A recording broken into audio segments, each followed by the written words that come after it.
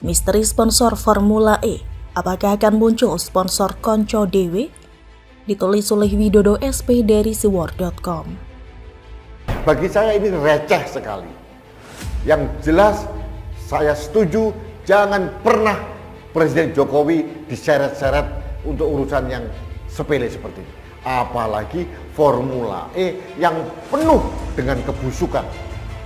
Nggak ada sponsor yang mau mendanai. Dan akhirnya sampai sekarang rugilah negara di angka 1 triliun rupiah. Inilah yang membuat masyarakat yang memantau perkembangan Formula E ini teriak, kemana uang Formula E? Itu menjadi tema yang terus disuarakan dan didesakan untuk diberikan penjelasan. Ajang Formula E di Indonesia bisa dibilang menjadi adu cepat mobil listrik yang berbeda dari penyelenggaraan kejuaraan serupa yang ada di negara-negara lain. Entah mungkin karena sepinya pemberitaan, secara ajang Formula E masih kalah pamor dengan MotoGP maupun Formula One.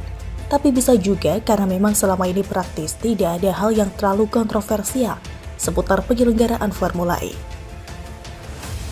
Selama ini pun yang lebih santer terdengar seputar kejuaraan Formula E ini, konon kabarnya hampir selalu mendatangkan kerugian setiap kali diadakan. Yang menurut saya sangat ditentukan oleh sepinya animo penonton dari kejuaraan balap mobil listrik tersebut. Bagaimana dengan Formula E yang akan digelar kurang dari sebulan ke depan, tepatnya pada 4 Juni 2022 menurut jadwal yang sudah beredar, dengan penjualan tiket yang sudah dimulai juga. Mungkin Formula E di Jakarta ini menjadi ajang yang terbilang paling kontroversial, di luar urusan meruginya tiap penyelenggara selama ini maupun pamor balap mobil listrik jika dibandingkan ajang Formula E. Semua ini kemungkinan besar disebabkan oleh nekatnya seorang Anies Baswedan yang entah dari mana mulanya, atau karena bisikan dan tekanan siapa lantas nekat menggelar Formula E di Jakarta. Kita semua nampaknya sudah mengetahui apa saja hal-hal kontroversi yang mengiringi perhelatan Formula E di Jakarta ini. Namun tidak ada salahnya jika kita coba mengingat-ingat lagi beberapa hal yang menyertai kontroversi dari Formula E ini. Dimulai dari pembelian kawasan Monas, yang tanpa babi bu juga tanpa izin resmi lantas diikuti oleh penebangan pepohonan di kawasan Monas, yang sampai hari ini terbilang tidak jelas dan kurang transparan dalam pelaporannya. Kedekatan kubu Pemprov DKI Jakarta juga sampai hari ini seingat saya kurang mendapat sanksi tegas, padahal sudah terlalu berani mengobok-obok kawasan yang seharusnya menjadi batasan yang tidak boleh dilanggar Anies dan Pemprov DKI Jakarta karena di luar kewenangan. Berikutnya yang paling fenomenal tentu saja biaya komitmen alias komitmen fee yang kabarnya hingga tembus 560 miliar rupiah untuk beberapa kali penyelenggaraan Formula E.